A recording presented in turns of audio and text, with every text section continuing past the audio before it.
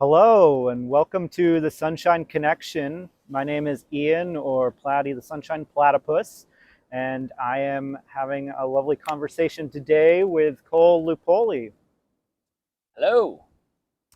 And we are going to chat about community and the value that we find in community for both our individual lives and how that can really support the greater context of where we might live and the world as a whole. So, yeah, I'm curious what is community for you, and why is it significant or helpful or positive in your life? What's your experience with that? Yeah, I think community is a catch-all in many ways. I think community is typically yourself, and then at the very minimum, one other person, right? At one other person added to this equation, you now have two people, right? And you have a unique organism that's more multifaceted than the single individual, and then by extension, that community can grow. Thanks Um, for being my other part of the community right Yeah, we're in here. It's community nice. right now. This is community, and I think it then can burgeon into okay, well, who lives in your house with you, right? Your housemates are your community. Your neighbors are your community. The place you go get coffee at is your community, and then it can expand, right? So I live in Summerlin. Mark, who works at Sandpiper, definitely part of my community. I go to the Nugget. And then by extension, I went to Santa Barbara High School, I went to Crane School, and then there's different institutions, right? So that could be churches or temples or synagogues or various groups. It could be the people on the beach that do the rhythmic dancing or the dance parties. It could be the performing arts, whether that's the libero, the granada. I think every part of a community is a community in and of itself, whether that's the home or the street or the association of it's a group of people that like to hopefully get along and support each other. Yeah. And yeah, that brings up for me the question of how do we choose these communities that we want to spend our time at? Some of them naturally might happen if it's a place of work or something like that. Um, and then I am specifically interested in the ones that we have that we feel more is by choice and voluntarily take our time to go be a part of.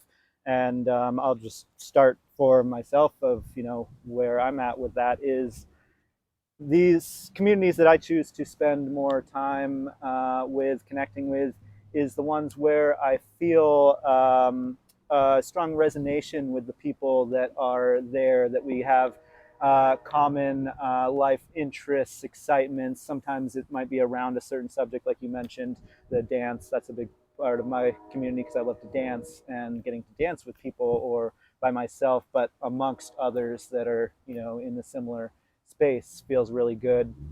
And I think another big part for me is those that offer their time freely as a priority of having connection with others.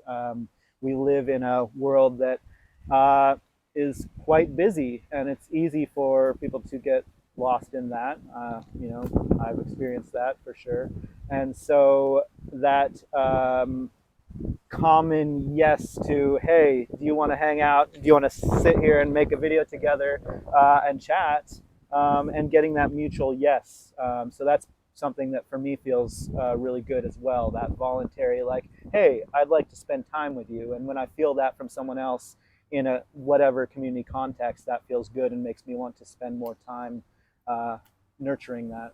Absolutely. I think typically you only have so much time in the day, right? Most people, I wake up at about 7, I go to bed at about 10:30, 11. So you have a fixed amount of time every day that you can put towards various activities or goals or associations. I tend to enjoy spending time with people that are kind and compassionate, open minded, hopefully, maybe a little bit funny, places where I'm learning things or we share mutual interests. I think I've been fortunate to, I've lived in various places and I can get along with just about anyone, but I think you naturally click potentially slightly more with some people than others. I think that's the human condition. And that's not to say I don't have time for everyone, but some people you have mutual interests. Say, for example, I'm very much interested in Vedanta and Advaita and Hindu thought. And so when I go to the Vedanta temple, I can ask a lot of questions, and there's people that have far more experience than I can, and they can show me how things work, and we can discuss overlap as far as religious inclinations, and I can learn about the processes and who they respected. And so I tend to like places where, you go play beach volleyball, you might not be learning how to play beach volleyball, but you're engaging in an activity that's not only healthy but fun. And then afterwards, you might go to a bonfire or go get coffee. And so I think that's something that's really interesting about why are some communities tight knit and then other communities you might not know the guy who lives next door to you. What is that differentiator? Like when I lived in Manhattan, that wasn't necessarily a place where you knew your neighbors. That's kind of the joke about, but you might all hang out at the coffee shop down the street. You might not know that guy who lives next to you. And so, look, we live in a town of whatever it is, 120,000 people. I think, at least for me, it should be a societal obligation, one degree or the other, to at the very least try to get to know the people in your city because we have common goals, whether that's education or places to recreate or how we can work on productions or ways in which we can collaborate. Because I know, and I think COVID showed this to many people firsthand, but I exist in a way in which is healthier and thrive more so when I'm in the company of others. Yeah. Right? I think it's important to know how to spend time alone and to be okay being by yourself and be able to fill the time and put it to use. And I think being alone is really important, but you can't really achieve everything you'd like in life alone. I don't know anyone that's ever done anything incredible 100% alone, unless it's climb a mountain or cross Antarctica. Yeah, and even so, I'd much rather climb the Me mountain with too. you, or like Me if you too. want to go cross Antarctica next, let's go do that. Right. I think doing things alone, you do exist in an echo chamber. Right. Right. And also, I'm really glad that you went in that direction with our conversation because one of my main focuses, and as we've had other conversations about, is that point of collaboration. And that can be in the context of, just doing something fun together, going for a hike, hanging out in the park, whatever it is.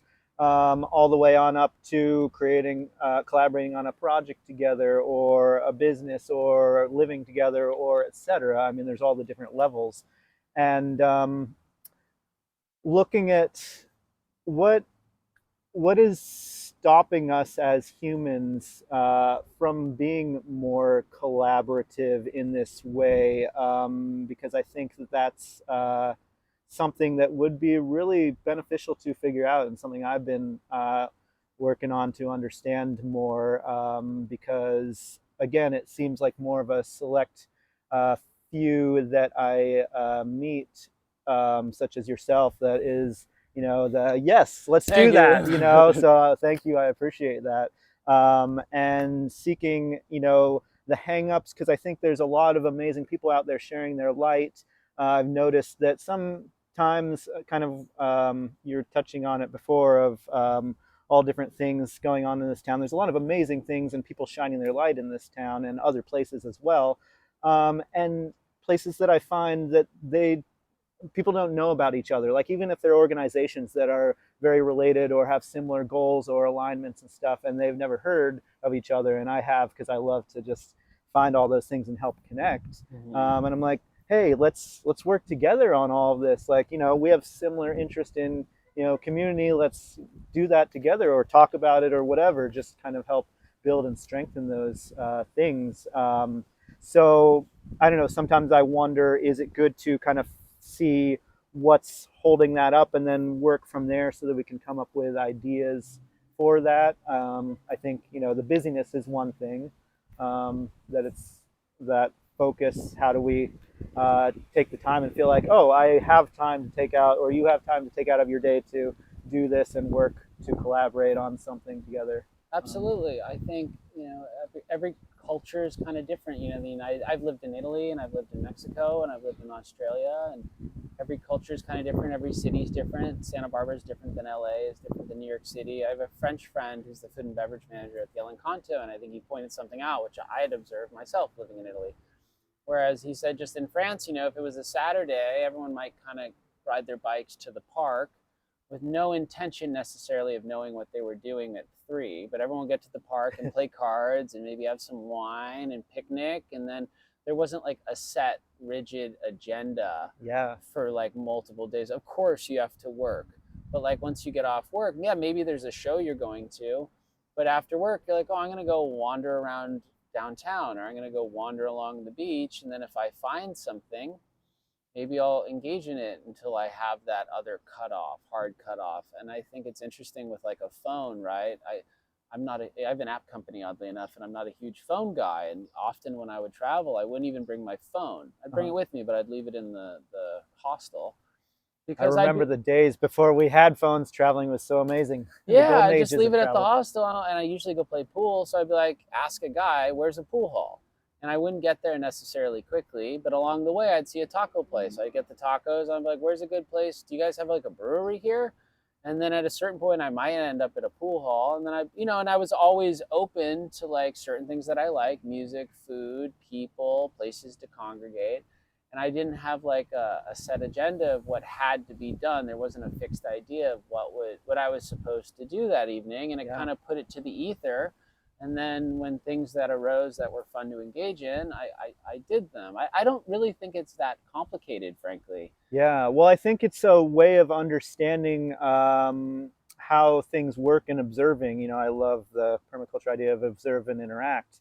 And I think that we've gotten the greater human perspective so focused on this human time construct that we've created, and Totally. everything's scheduled where it's at set times and all that.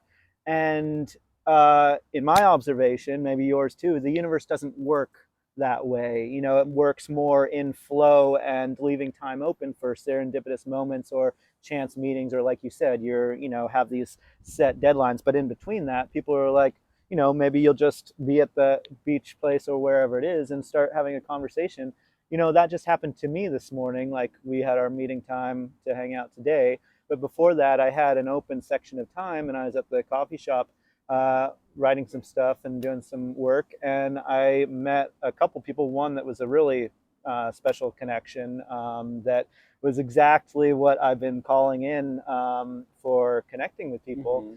And so that wouldn't have happened if I was set, like, I mean, I didn't finish what I was writing, and but accepting that, like, hey, this opportunity popped up. I could keep doing what I had planned, Right. on this schedule, or I could just say, hey, this feels good and right. I'm going to follow and see where this goes. And that's what I did. And Mm-hmm. I think that there's a big power in that.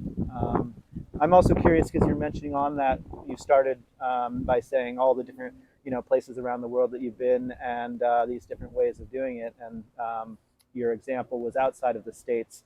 My experience has been that there seems to be more scheduling and focus on that and time in the States than there does other countries. A lot of other countries have been more what you're kind of Yeah, well, suggesting. I think, And look, I think that's here. I think these are general observations. mhm, It varies by the person, it yeah. varies by who you hang out with. So I think that is a stereotype in many ways. I mean, look, I look at time when I'm thinking about time, and Mhm, this is taking practice, and it's a theory that's evolving, and I'd like to think that I'm use my time better and better. yeah.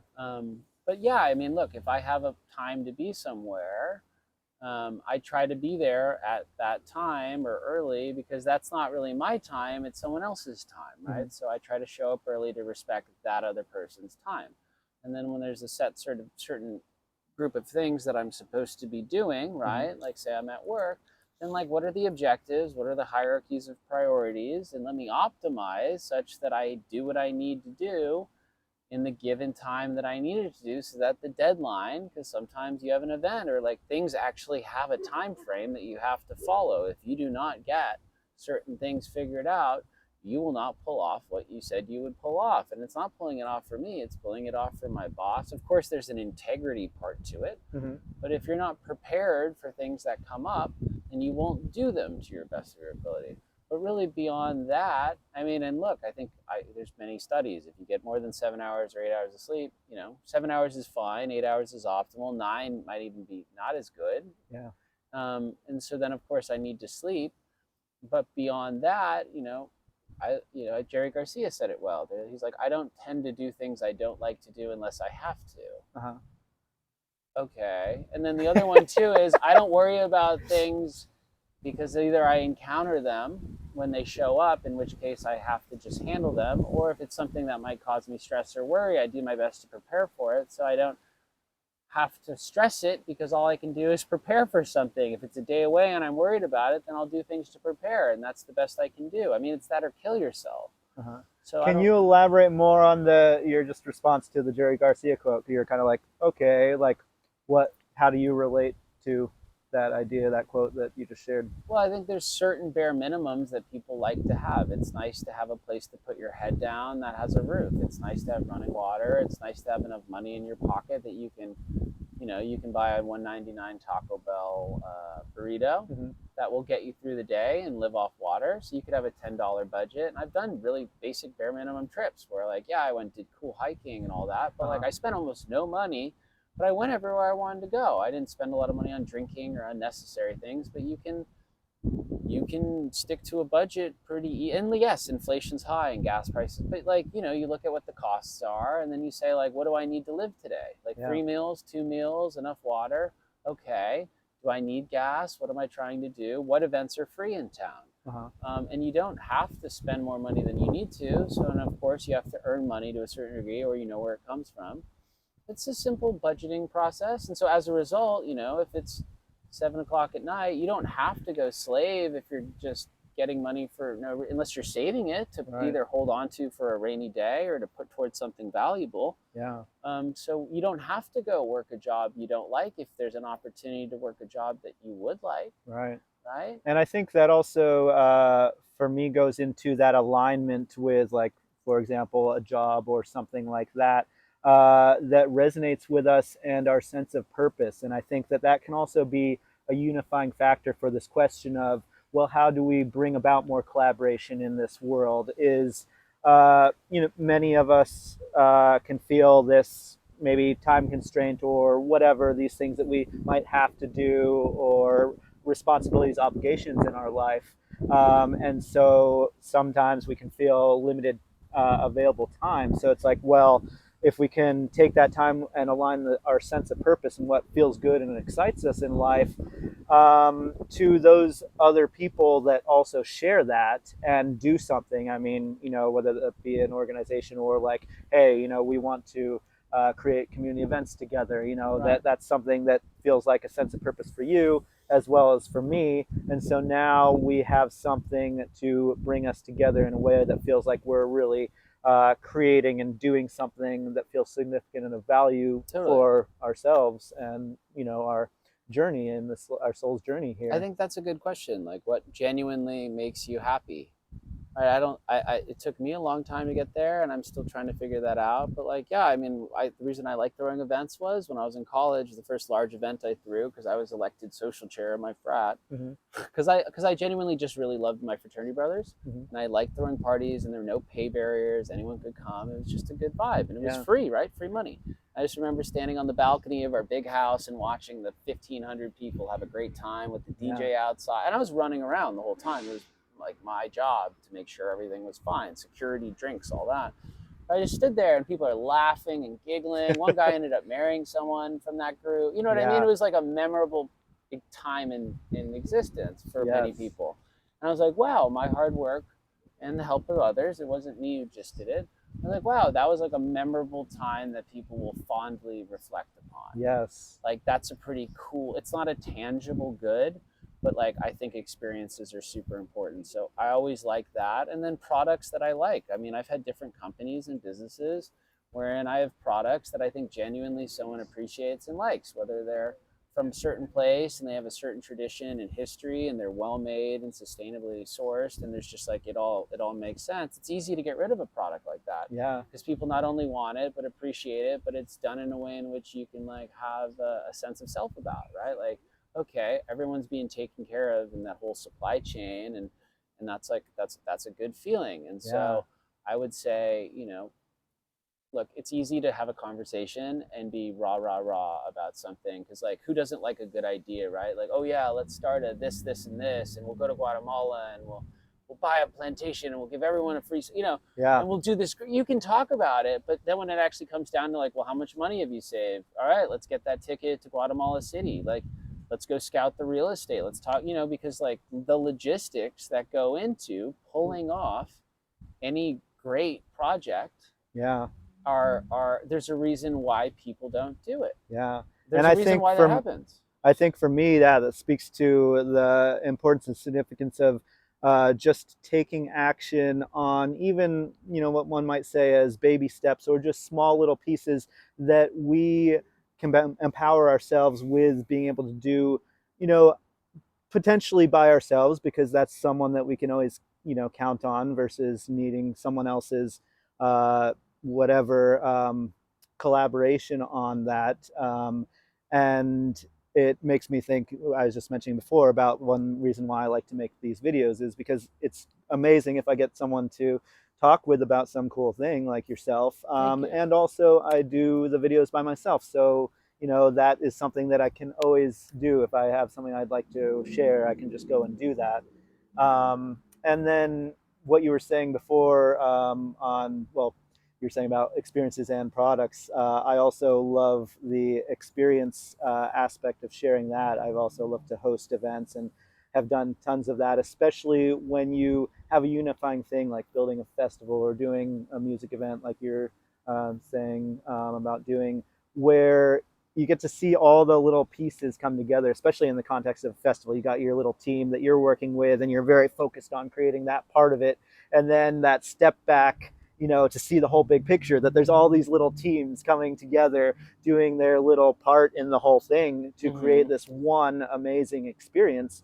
And how powerful, transforming all the things that, people share of that experience that you've co-created together, Mm-hmm. and how meaningful, people share that some of those are the most powerful experiences of their lives, Absolutely. and the magic of getting to be a part of creating that. Yeah, and I think there's a part in there that comes up too that Mhm. is like, just something simply like what motivates you and like discipline. And I'm not saying I'm the most rigorously disciplined Uh-huh. person, Yeah. right? But and then you don't have to be David Goggins, and you don't have to be like Yogananda's guru Swami Sri Yukteswar, who was like Iron Guru. You know what I mean? Who just Yeah. has such profound ability to focus in.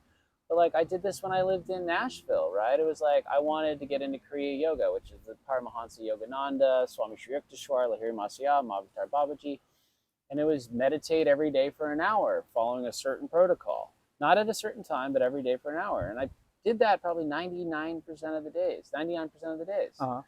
Like, and that was for an hour. Try to commit to anything that you're not forced to do, Yeah. right? Like most people are like, well, I go to my job, and it's like, well, you're getting paid. Yeah. Right. Okay, right? You're getting paid.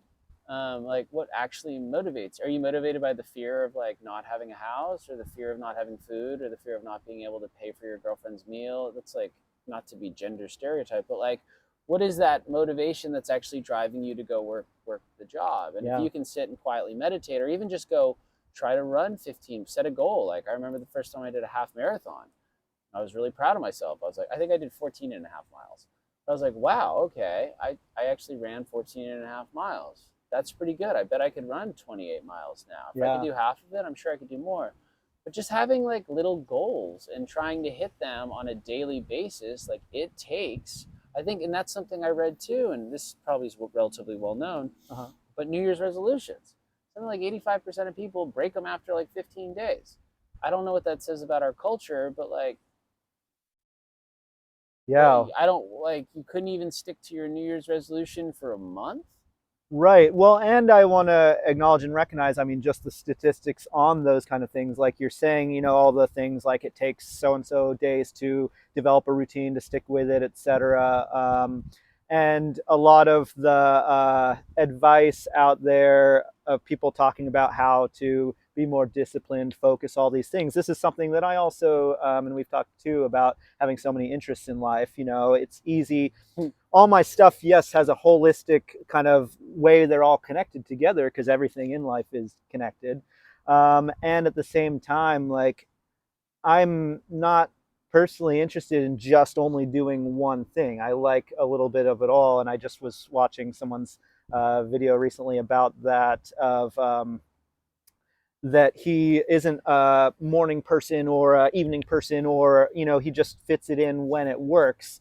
and ideally tries to do it once a day. He's specifically talking about journaling. Okay. And I that felt really great because I resonated with that of like my life moves around a lot, and so having certain intentions and things that give me positive feedback. And I think that for me, that's something that I've been exploring more of, this idea of discipline and making yourself do this, on a regular basis versus where can that come from naturally and effortlessly in life. And to me, that comes a lot from my work with children, and this idea of education is that when we're young, children naturally want to learn. They're excited, when they're really young, they're like picking up leaves off the ground and grass and exploring and being like, whoa, if I pull it apart, that happens. And whatever it is, like, there's this natural curiosity, and that's something that we're born with.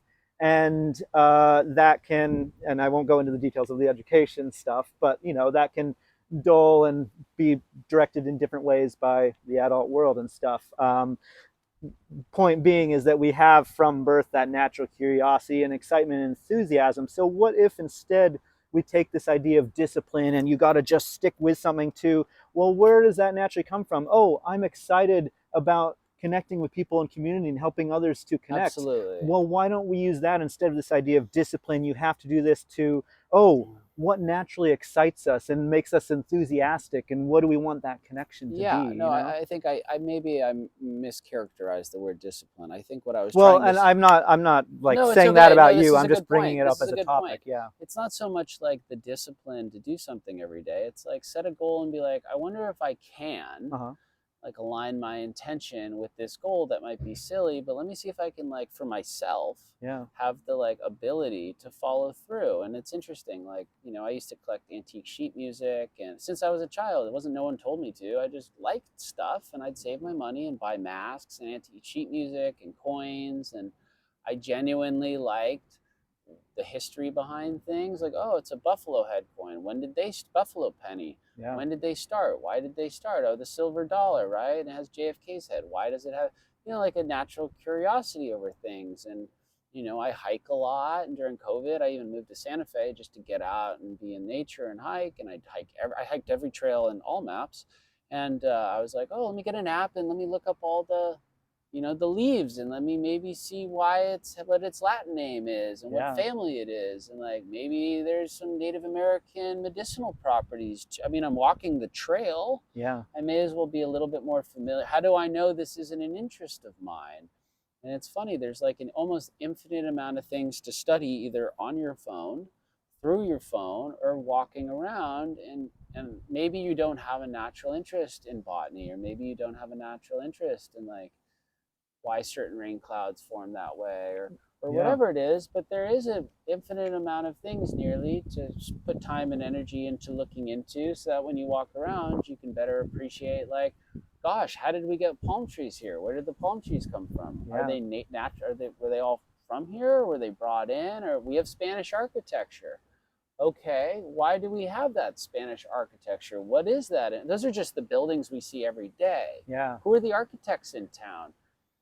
I mean, you could keep going and going. So when people are like, I'm so bored, I have nothing to do, I hate my life, I hate such a strong word, I actually don't want to use it, but like, I'm upset with my life, Yeah. it's like, well, go on Google and type in things I could be interested in. I mean, And I would offer too. gardening, poetry, reading, writing, music. Like, you could just keep, and then sewing. I got into sewing during COVID. I got into day trading. It wasn't Nice. for that, but I'm just saying, like, I really tried to use the time to like have any hobby, Yeah. and or I could On just that want note to. of hobby, I would offer, you're talking about you could go online and look anything up.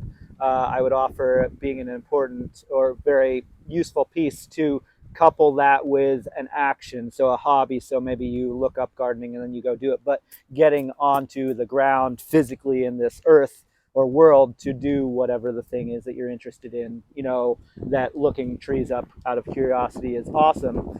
Yet if we're only, sitting Yeah, inside on our screen, we're not really getting that magical direct experience with the tree that I'm trying to right. I identify. think that's So a just, starting point. But then yeah. the other thing too is, like, when I lived in Italy, I had two different people I apprenticed under for marble. And that was just by approaching them, Yeah. and finding something you're interested in, and then looking up all the different organizations that maybe does that, and then giving maybe half won't get back to you, maybe 90% won't, whatever. And then finding someone being like, hey, I'll take you to coffee, or I'll pay you for your time, or we can have some sort of swap. But like, I'm genuinely interested in what you're doing, and I'd love to learn more about it. It Yeah. seems like you're an expert. What made you an expert? And Yeah. now you have like an older, younger person with more interest and knowledge than you. And that's why I like going to the Vedanta Center. There's some people there that I've learned all sorts of cool things from, and they're Right. visiting professors. Campbell Hall, UCSB is visiting people all the time. The Granada, the Libero, the Arlington. There's, if you look up what's going on in Santa Barbara, there's almost every single day, for most of the day, interesting things to go do, almost all free of charge. Yeah. Yeah. So, yeah, it's kind of like balls in your court. Yeah. Uh, Finding the time to do those things as is one question I guess I would have out there, because I think that a lot of people are having that feeling. I mean, on the one side, you say people sharing that they're bored. I also hear often, you know, and feeling myself sometimes of, not having the time to do what I want to do. And I guess also getting back to something that I'm always figuring out is how can I do what I like doing and also be able to live, put food on the table, roof over their head. And I think Right. that's a question for I a totally lot of agree. people. And I think that it's gotten in an imbalanced way where people or we are feeling that maybe is needs to be more the focus than what the genuine, back to the enthusiasm, excitement for what we're trying to do in the first place, to Yeah, share, share our light. Like, how can we prioritize and remember that that's the focus, is that we are ultimately here to share totally. our light and what we have to offer the world. I mean, that Yeah. is the main I think it's a big. I thing. think it's a big world. I've lived in other places. I have a business here. That's why I moved home, and I Mhm. don't even know if it's going to go like I wanted. And so, look, Santa Barbara is one of the most expensive places potentially in the world. There's many places in the United States that have a beach and mountains. Maybe not as pretty as here. Maybe not the memories, but like it's a big country, and it's 375 million people. Yeah. So if the numbers don't make sense here, then I would say you go somewhere else and you'll still have music and everything else. I don't think you ever have to be fixated on like, this is the place where I'll be happy.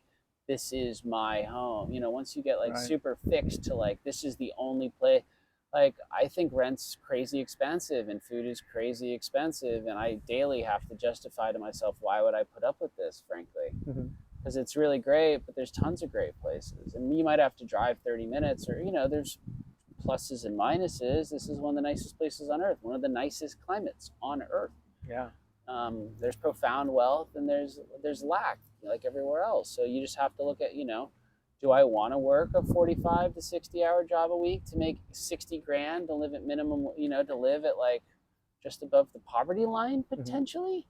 I don't know Yeah. what it is these days, but I know people that are making 120K, two people together, and they're like barely able to put their kids through school. And like, I think that's like a symptom of just the larger culture and the economy. You could go into that, but like, there's a ton of places. There's great schools all over. It's really like, it's not where, it's like what you do with your time. And like, Yeah. it's really, yeah, it's Well, yeah, and I'd love to wrap that all back into our original theme and conversation around community, because I think a big part of community that I see and have felt is that idea of support, and rather than just someone trying to make it on their own or for their biological family or whatnot. totally, Um, how do we use community and nurture each other to support both ourselves and others and this bigger picture of the collective?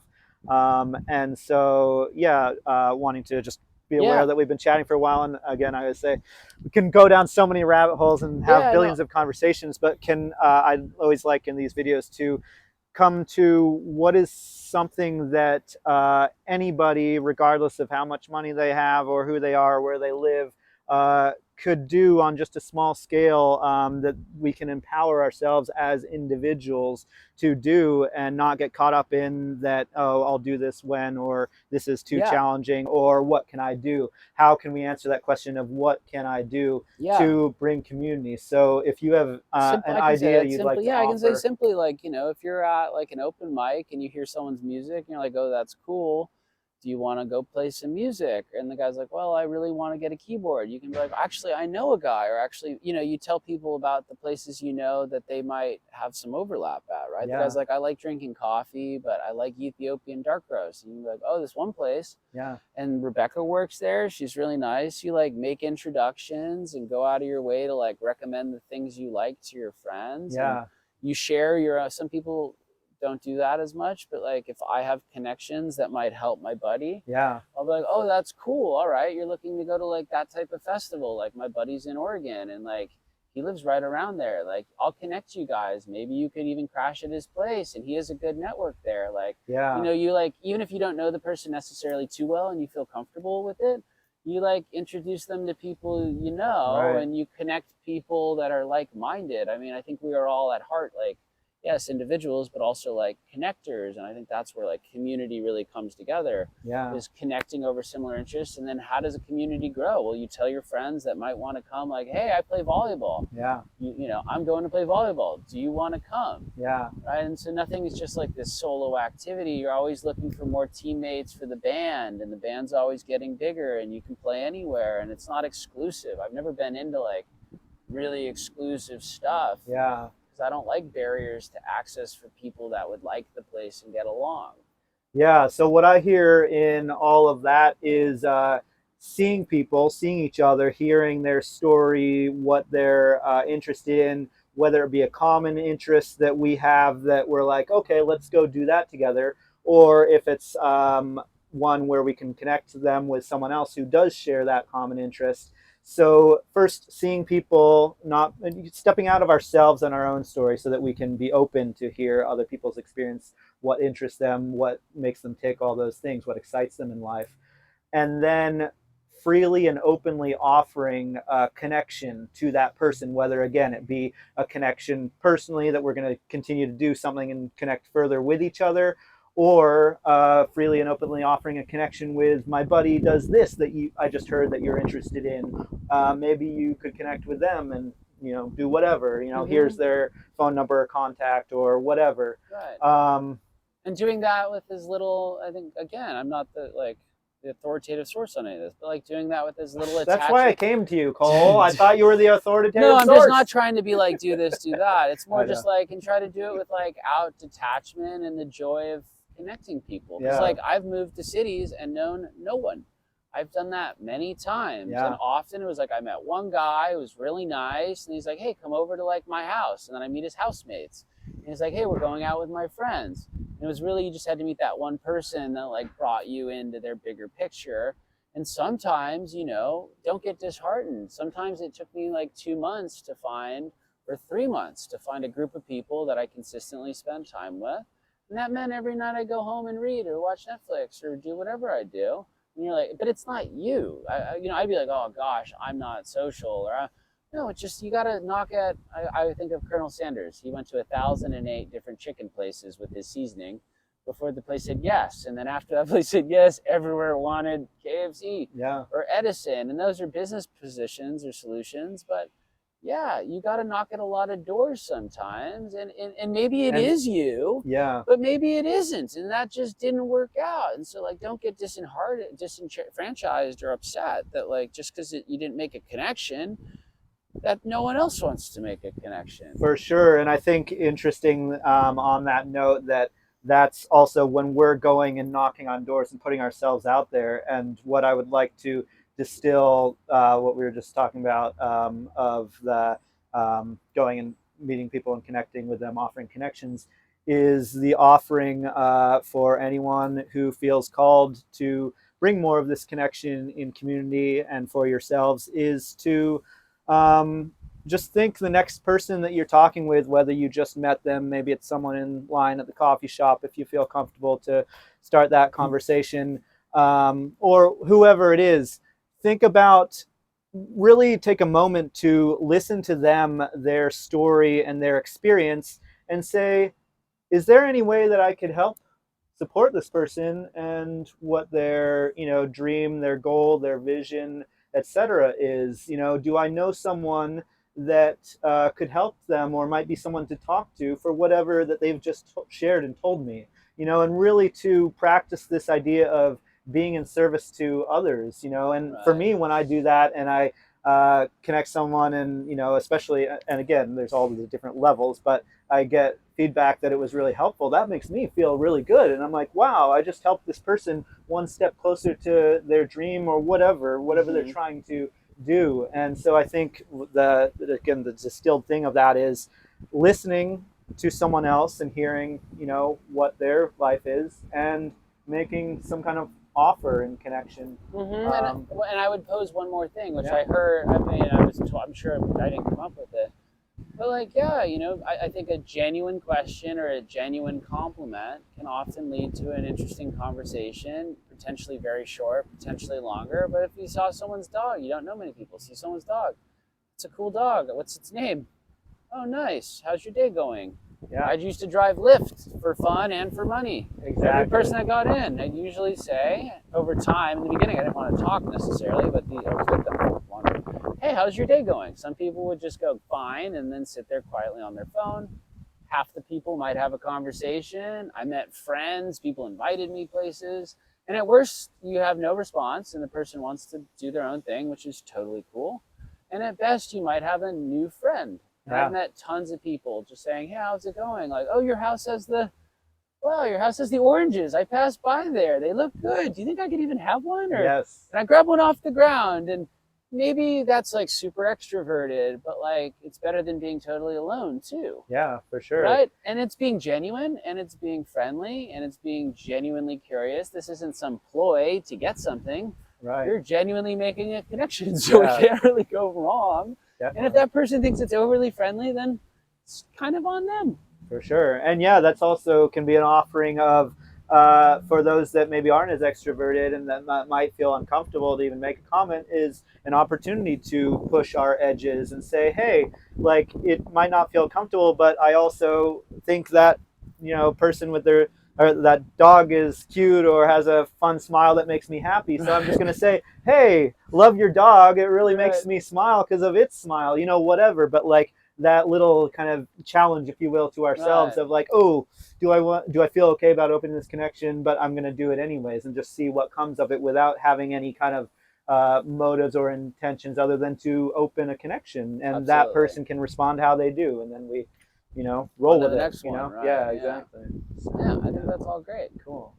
Well, thank you so much for taking the Thank you, time to Ian. connect. Can I Platy. give you a hug? I love Absolutely. hugs. Give me a hug, brother. Oh, thank Nice. you. And Oh. see you next time on the Sunshine Connection.